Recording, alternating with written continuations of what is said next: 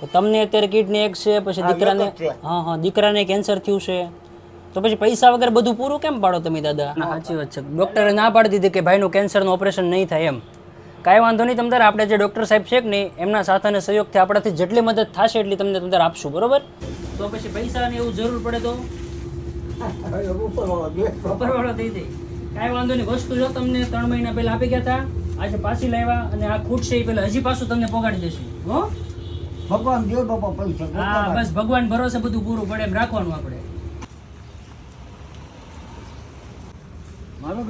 તો હાલો હાલો, તમે બહાર બેઠા ઓલા બધા તો ઘેરે ગડી જા. મને બાપા ખોવામાં એને કે પૂછો તો ખરા ને કે કોણ છો પૂછા વગરના ઘેરે ગડી જા. કેજો દાદા, એને કેજો કોણ છો પૂછા વગરના ઘેરે કેમ ગડી જાય એમ કેજો. ખોટી ઉછી કરજો. કોણ ખાય મારા બાપ? તમે ખાશો? એમ તમે ખાઈને પીને તાજા રહ્યો ને, ખાઈ પીને જલસા કરવાના. તો પછી અમે 3-4 મહિના પહેલા આવ્યા હતા, યાદ છે તમને? રામાપીરના આખ્યાન વાળા આવ્યા હતા, યાદ છે ને? તો પછી અમે ઈ જ છીએ, ભૂલી નહીં ગયા ને?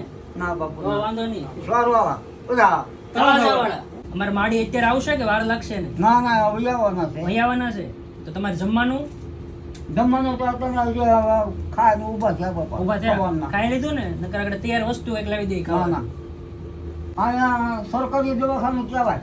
અહીંયા ફોટો પડાવી દો 1000 રૂપિયા દે. બરોબર. સરકારી દવાખાને 1000 રૂપિયા ફોટાના કહેવાય છે સરકારી દવાખાનું. અને હાચી વાત છે તમારી. આની દવા જ તમારે હા હેની દવા શરૂ છે? જો વાંચી જો. મને ખબર પડતી હોય તો હું ડોક્ટર નો બની જાઉં? પણ વાંચી દો ને એટલે ખબર નહીં. આમાં એવી કઈ ખબર ન પડે. આ હેની દવા શરૂ છે? આ માણસ સવાસ ચડે ના ના તો બીપી બહુ વધઘટ થાય છે. એવું થાય છે. તો જય લગધણી મિત્રો, અત્યારે આપણે ભાવનગરના લીલા સર્કલની બાજુમાં એક દાદા અને દાદીના ઘરે આવ્યા છીએ.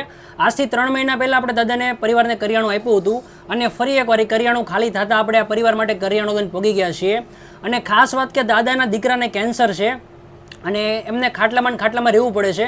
અત્યારે દાદા અને દાદીની પોઝિશન તો એવી છે નહીં કે આ પરિવારનું ભરણ પોષણ કરી શકે કે દીકરા માટે દવા લઈ શકે. માટે આપણે માય હેલ્પ ફાઉન્ડેશનના સાથે અને સહકારથી દાદાના દીકરા માટે કેન્સરની દવા અને દાદા અને દાદીને બીજી કાંઈ પણ બીમારી હોય તો એમની દવા પણ માય હેલ્પ ફાઉન્ડેશન થકી આપણે ડૉક્ટરના માર્ગદર્શન લઈને એકદમ ફ્રીમાં ઘર બેઠા પરિવારને પહોંચાડવામાં આવશું. બાકી અલગધણી આશ્રમ રામા મંડળમાં જે દાન આવે છે, જે ફાળો આવે છે, એનાથી આવી જ રીતે ગરીબ અને નિરાધાર પરિવારની સેવા કરવામાં આવે છે. કારણ કે આપણે જે કાંઈ આખ્યાન રમ્યામાં જે પૈસા આવે એનો સદુપયોગ કરવા માટે અને રામદેવ પીર બાપાના માર્ગ ઉપર હાલતા હોય તો એમના માર્ગ ઉપર હાલવા માટે આવી રીતે નિરાધાર પરિવારની સેવા